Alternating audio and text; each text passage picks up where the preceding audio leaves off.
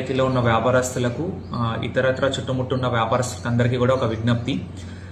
మనకు food safety act ప్రకారము అన్ని రెస్టారెంట్స్ కానీ, హోటల్స్ కానీ, టిఫిన్ సెంటర్స్ కానీ, కిరాణం షాప్స్ మీరంతా కూడా ఫుడ్ సేఫ్టీ లైసెన్స్ కలిగి ఉండాలండి వ్యాపారం చేసుకోవాలి అంటే. ఇప్పుడు మన జిల్లాకు ఫుడ్ సేఫ్టీ ఆఫీసర్ కూడా వచ్చారు కాబట్టి ఇక మీదట మేము చాలా స్ట్రిక్ట్గా లైసెన్స్ లేని వ్యాపారాలపైన యాక్షన్ తీసుకోవాల్సి వస్తుంది. కాబట్టి ఈ గురువారం 8 తారీఖు గిరిజన భవన్లో ఉదయం 10 గంటల నుంచి లైసెన్స్ ఇచ్చే కార్యక్రమం ఇక్కడే మేము చేపట్టబోతున్నాము.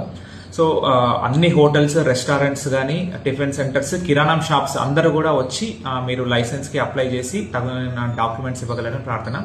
అట్లాగనే చిన్న వ్యాపారస్తులు, వీధి వ్యాపారస్తులు అంటే మనకు పానీపూరి పెట్టుకునే వాళ్ళు కానీ, లేకపోతే కూరగాయలు అమ్ముకునే వాళ్ళు, వీళ్ళందరూ కూడా రిజిస్ట్రేషన్ ఫీజు 100 రూపాయలు మాత్రమే ఉంటుంది. రిజిస్ట్రేషన్ ఫీజు కట్టి రిజిస్ట్రేషన్ డాక్యుమెంట్ తీసుకునేది ఉంటుంది.